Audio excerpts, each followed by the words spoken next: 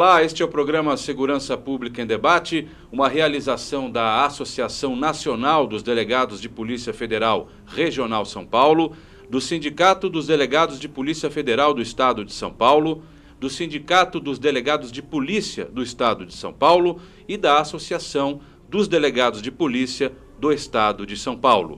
No programa de hoje, nós vamos conversar sobre a atuação da Polícia Federal no atendimento ao cidadão. E para falar sobre este assunto, o nosso convidado é o doutor Diógenes Pérez de Souza, delegado de Polícia Federal. Ao lado dele, como nosso anfitrião no programa, está a doutora Adalto Machado, que é a diretora executivo do Sindicato dos Delegados de Polícia Federal do Estado de São Paulo. Doutor Diógenes, muito obrigado pela sua presença. Eu queria começar o programa perguntando ao senhor o seguinte, bem simples, até porque o nosso telespectador está bastante curioso, sempre vê a Polícia Federal em ação nas telas da TV, prendendo corruptos, e às vezes se esquece um pouco, embora quem precisa de passaporte nunca se esquece, mas se esquece um pouco de que ela tem um imenso atendimento ao cidadão. Né? Então eu queria perguntar o seguinte, e essa é a chamada polícia administrativa. Qual é a diferença principal entre a polícia administrativa e a judiciária? Um prazer estar aqui nesse programa, doutor Adalto, Adriano, grande prazer. Inicialmente, acho que uma das principais diferenças entre a polícia administrativa e a polícia judiciária é a questão do ilícito. Quando se trata de um ilícito, por exemplo, a polícia judiciária, que é aquela que a gente vê na televisão, nos jornais, as operações, as grandes operações, as prisões, é uma polícia que atua após um ilícito penal. Então, toda a atuação dela é voltada à persecução penal, né? À elucidação de um crime, a colheita de informações, de materialidade, de autoria, para que essa pessoa possa ser, posteriormente, se comprovado os fatos e a autoria, julgada e apenada. Na polícia administrativa, o foco da polícia administrativa são questões relacionadas a bens, a direitos, a atividades da pessoa. É mais fácil quando a gente coloca um exemplo. A emissão de passaporte, que foi mencionada aqui, uma emissão de um documento, é uma atividade estritamente administrativa.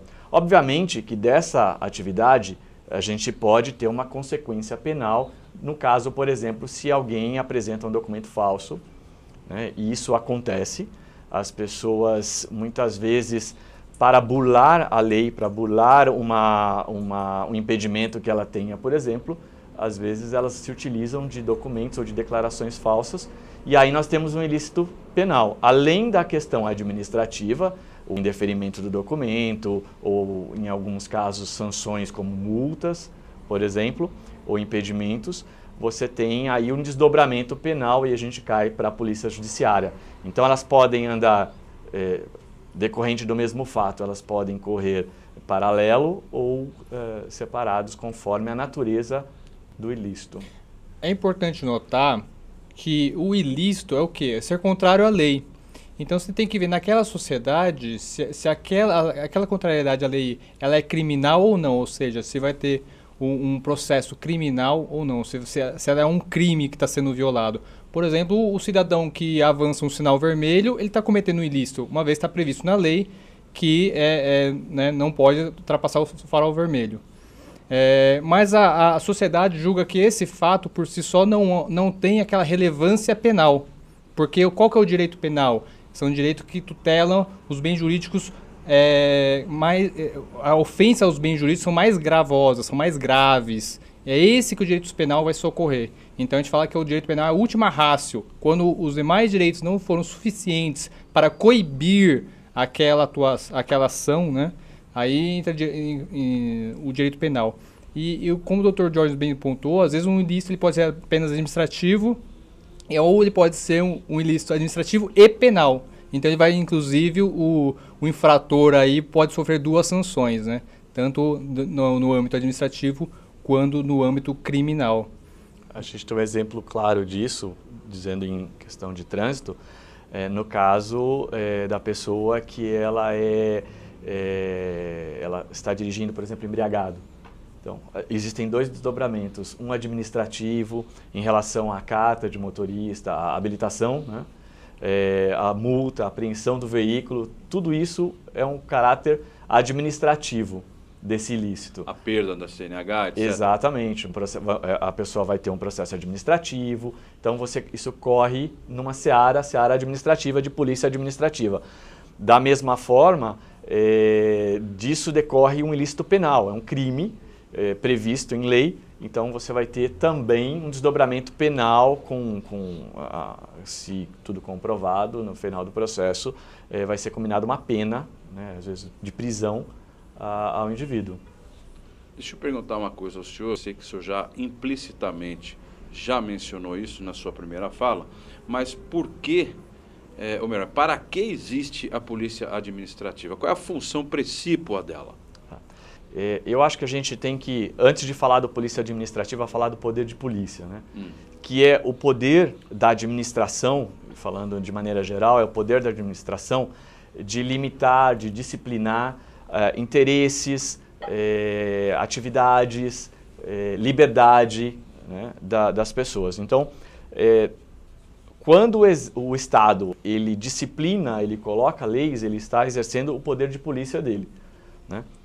E aí nós temos essa grande divisão, a polícia judiciária, que vai tratar da esfera de processo criminal ligado a crimes, e a polícia administrativa. E a polícia administrativa, ela decorre, a gente pode buscar a base dela lá na Constituição, quando ela fala, a Constituição fala sobre a supremacia do interesse público sobre o interesse privado. Esse é o grande ponto da polícia administrativa.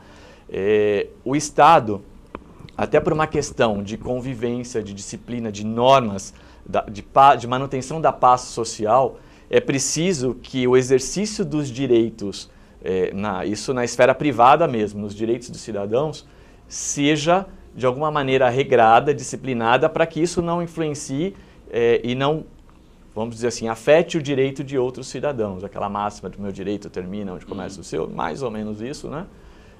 Mas essa disciplina do Estado sobre a atividade ou sobre os bens do cidadão. Então, o exercício de uma atividade empresarial, muitas vezes ela é regulada, a forma como acontecem os registros, tudo isso você é obrigado, você precisa, por exemplo, do seu imóvel, você manter o registro público disso. Né? Essa é uma forma do Estado de garantir, por exemplo, que essa residência, esse imóvel, por exemplo, não seja vendido a terceiros, né? É uma salvaguarda ao proprietário em si e também a terceiras pessoas, né? Um exemplo. E nesse contexto aí, a gente pode colocar que as atividades de polícia administrativa da Polícia Federal estão diretamente vinculadas ao exercício também da Polícia Judiciária da Polícia Federal. Então, se a gente for analisar, acho que o Dr. Jorge vai poder discorrer um pouquinho sobre isso, a Polícia Administrativa exercida pela Polícia Federal, ela tem uma estreita relação com a atuação de Polícia Judiciária também da Polícia Federal. Por isso que foi essas funções, por exemplo, de segurança privada, controle de produtos químicos, né, o próprio passaporte. Todos eles estão diretamente relacionados à atividade de polícia judiciária de atribuição da Polícia Federal. Por exemplo, o crime transnacional é de atribuição da Polícia Federal, certo?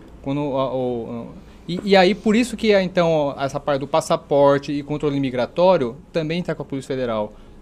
O combate às drogas, né? Ele também está atribuição da Polícia Federal. Por isso que nós temos também o nosso controle administrativo dos produtos químicos, porque sem o produto químico não se consegue a produção de entorpecentes ou adulteração, enfim, em alguma etapa também está Peraí, então o controle que a Polícia Federal faz de produtos químicos está na esfera administrativa? Está na esfera administrativa, o que não quer dizer que haja, como a gente já estava conversando aqui há pouco, claro, que a gente tenha a mesma situação gerando um controle administrativo, uma atividade de polícia administrativa e também de polícia judiciária. Muitas vezes é a atividade de polícia administrativa que vai deflagrar uma ação de polícia judiciária, por exemplo, quando se constata que há um desvio, há uma situação irregular na aquisição, no controle, na distribuição de produtos químicos. Queria abrir um parênteses, aproveitando o ensejo. O senhor, doutor Diógenes, qual é o seu cargo hoje na Polícia Federal? Hoje eu sou chefe da Delegacia de Controle de Armas e Produtos Químicos. Né? Eu já chefiei o núcleo de passaportes aqui em São Paulo e também o núcleo de estrangeiros. Ou seja, o senhor trabalha faz algum tempo já na questão administrativa da PF. Sim, eu tenho aproximadamente 10 para 11 anos de experiência em polícia administrativa.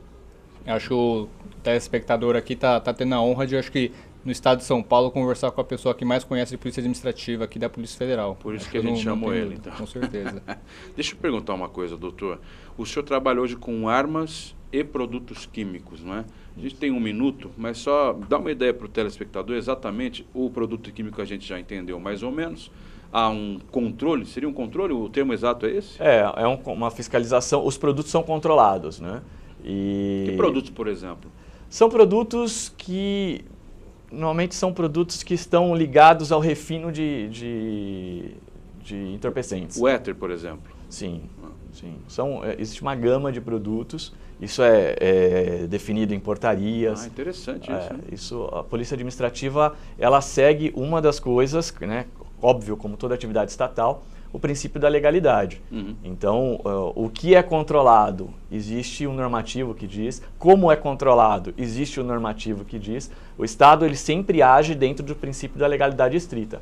Ele só pode fazer algo previsto em lei. E os produtos que são controlados pela Polícia Federal, em sua grande maioria, se não todos, têm relação direta ou indireta com o refino de entorpecentes. Seria Exatamente. Isso? Principalmente eu não sabia disso, muito interessante essa questão. É uma área que o público, na verdade, não tem muito contato, porque essas fiscalizações ocorrem em empresas. Entendi. Então, não é algo que afeta diretamente ao cidadão comum. Né? Você não adquire para sua residência, até porque nem poderia, produtos químicos. Então, essa é a diferença. Muito bem. O primeiro bloco do programa de hoje eu preciso encerrar agora. Nós estamos conversando hoje sobre a atuação da Polícia Federal no atendimento ao cidadão. Estamos falando, na verdade, sobre a Polícia Administrativa.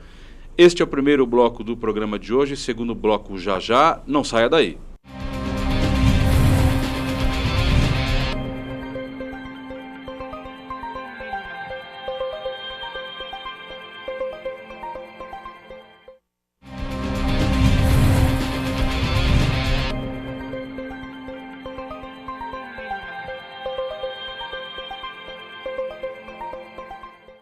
Estamos conversando hoje sobre a atuação da Polícia Federal no atendimento ao cidadão, falando sobre a Polícia Administrativa.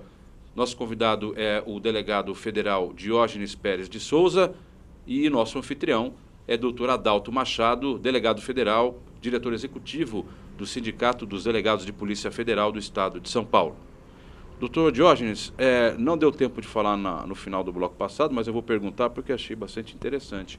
Então, o senhor já deu uma ideia para o telespectador do porquê a Polícia Federal fazer a fiscalização de alguns produtos químicos, mas em relação às armas, qual é o papel da PF no controle? Qual é o termo que eu uso? Controle, fiscalização? Sim, o controle. Na verdade, eu acho que pensando no cidadão comum, eu acho é uma das atividades que impacta diretamente o dia a dia.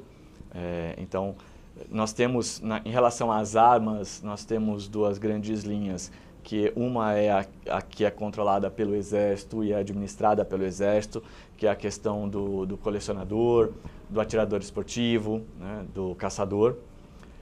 Tudo isso, a arma é registrada no Exército, existe um sistema chamado Sigma, que é controlado e administrado pelo Exército. De outro lado, nós temos as armas que são para a defesa pessoal. Então é aquela arma que, por exemplo, o cidadão tem, ele pode ter na sua residência para a defesa sua, da sua família, no caso de uma invasão, por exemplo, de uma tentativa de crime.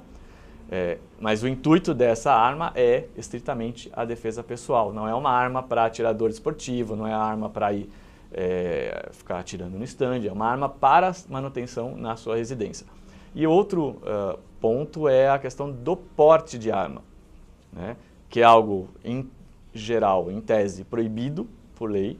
A Lei 10.826, que é o Estatuto de Desarmamento, ela proíbe o porte de arma e traz algumas exceções, né?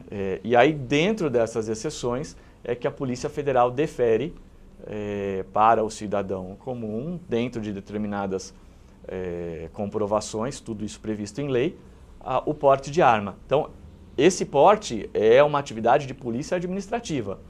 Então, a Polícia Federal, num processo administrativo, vai deferir ou indeferir o porte dessa arma, inclusive no âmbito temporal, âmbito territorial, tudo isso é definido no processo administrativo. Uma curiosidade simples, por que quando se trata de arma para colecionador e afins, fica com o Exército e na outra parte fica com a PF? Por que não fica tudo num órgão só? Isso está relacionado à atividade que se pretende com essa arma. São atividades totalmente distintas, né? O fato da defesa pessoal atrai essas armas para a Polícia Federal. No caso de... Isso a lei mesmo define, tá? Quando a gente pega lá o Estatuto de Desarmamento, o Decreto 5.123 de 2004, que regulamenta o Estatuto de Desarmamento, eles definem exatamente o que é a atribuição de cada um, da Polícia Federal e do Exército Brasileiro. E como as armas têm sistemas diferentes e utilizações, vamos dizer assim, diferentes, você não pode ter a mesma arma registrada nos dois locais, você não pode ter o controle do mesmo órgão, porque as condições para se ter essa arma são totalmente diferentes em um e em outro caso. É importante notar que eu trabalhei um tempo nessa delegacia, né? Então eu vivi um pouquinho dessa experiência. E o que se observa? Na verdade, quando você é atirador, colecionador, você pode ter armas que são restritas, de calibre restrito, ou então exclusivas do Exército Brasileiro. Entendi. Ou de forças policiais. Então são armas com uma letalidade muito maior, que se for empregadas em público, vamos dizer assim, ou mesmo para defesa pessoal da sua residência, o controle eu acho, da sua ação, ele é mais difícil. Ao passo que a arma para defesa pessoal, né, que é aquela controlada pela Polícia Federal, ela tem que ser de calibre permitido. Então é o famoso 38 ou um calibre 380 no caso de pistolas. Por que isso? Porque a probabilidade, por exemplo, desse armamento, de um tiro desse armamento atravessar uma parede é muito pequena, quase nula, né? Ao contrário de um colecionador que tem um fuzil em casa. Se ele for fazer uso desse fuzil para defesa da sua casa, aquele tiro pode extrapolar os limites da sua residência e vir atingir um terceiro. Então, assim, a necessidade de uma capacitação dele é muito maior. Por isso que ele é restrita para o Exército e para as forças, né, que é combate em guerra, e para as forças policiais ainda sem alguns calibres. Mesmo as forças policiais não podem utilizar todos os calibres. Também tem os calibres permitidos para as forças policiais. São restritos, calibre restrito, mas também não é livre para as forças policiais fazerem uso delas. Nós temos também uma outra questão, que é a questão da fiscalização. Porque o próprio armazenamento dessa arma na residência, ele é diferente conforme a utilização dessa arma. Uma arma de defesa pessoal, ela normalmente vai estar pronta para a utilização. Carregada. Né? Exatamente. Municiada. Porque quando chega, alguém está invadindo sua casa, vamos para o cofre, abrir o cofre, pega a arma, municia, acabou. Tchau, né? já era. Então, assim, são situações diferentes. E a do colecionador tem que ficar até desmontada, Sim, salvo engano? Isso. Ela não pode, de forma alguma, estar pronta emprego, ela não pode sair da residência. Tem vamos dizer assim, o intuito daquela arma, a natureza daquela arma vai definir o cuidado, o transporte, como aquela arma, as regras relativas àquela arma.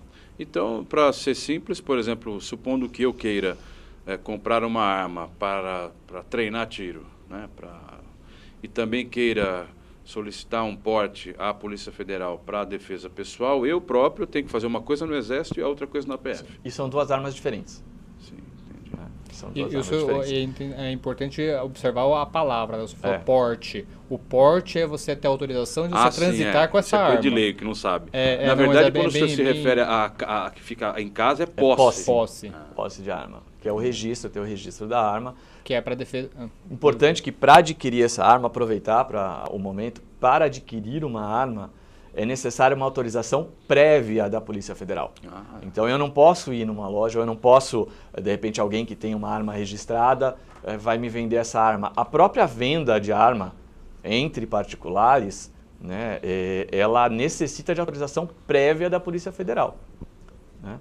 Não pode, é proibida a venda sem autorização da Polícia Federal. Você vê, não é um programa sobre armas, mas é muito interessante esse assunto e tenho certeza que quem está assistindo também está achando interessante. Porque a gente armas daria um programa. Com certeza armas, só o assunto armas daria um programa. Tem alguns detalhezinhos que o leigo não conhece. Né? Eu já tinha ouvido falar da questão da posse, não lembrava o termo. E do porte, são absolutamente distintos. Né? É mais fácil conceder um porte ou uma posse? Com certeza a posse. A posse. O registro da arma para se ter na sua residência, até porque o porte ele pressupõe um prévio registro de arma. Exatamente. Então o porte é algo muito mais... A gente tem que tomar muito cuidado em relação ao porte, porque o fato de portar uma arma, isso é algo que exige uma responsabilidade imensa e existe uma grande diferença para o leigo, dizendo para o leigo, entre saber atirar e saber utilizar uma arma. São coisas totalmente diferentes. Atirar no stand, atirar esportivamente é uma atividade. Utilizar uma arma e saber, por exemplo, o momento de sacar, como sacar... Aí já são outros 500. São outras. E isso traz um grande risco, inclusive, às pessoas que estão ao redor de um evento em que isso seja necessário. Então, está na rua. Muitas vezes... o fato de você estar armado, você pode trazer risco a outras pessoas que estão... A Polícia Federal, o senhor, seu departamento, a Polícia Federal é bastante ciosa na emissão de porte para essas empresas de segurança. Tipo assim, porque me dá a impressão, às vezes, que tem tanta empresinha de fundo de quintal e o cara tem lá um 38 na cintura. Como é que vocês fazem para controlar todo mundo? Então, outra função, outra faceta da Polícia Administrativa. Existe uma delegacia que é a DELESP. Desculpe, a gente já falou de passaporte, de controle químico, de produtos químicos, arma e agora você vai falar uma quarta. A Polícia Administrativa, ela está presente, muito presente na vida de todo mundo, mesmo que a gente não dê conta. Toda a atividade, praticamente toda a atividade nossa, ela é regrada pela Polícia Administrativa. A própria emissão de documentos, todo mundo tem documentos, o exercício de determinadas atividades, como, por exemplo, dirigir. Né? Existe aí uma atividade de polícia administrativa. E ao nosso redor, a própria prestação de serviços, por exemplo, uma atividade de vigilância privada.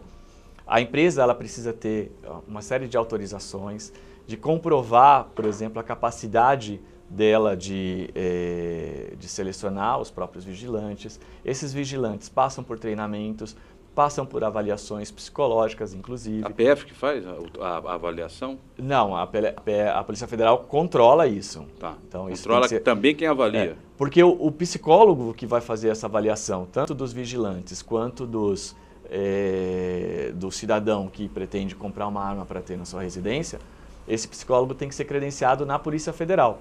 E existe um controle numa outra faceta da Polícia Administrativa em relação a esses psicólogos.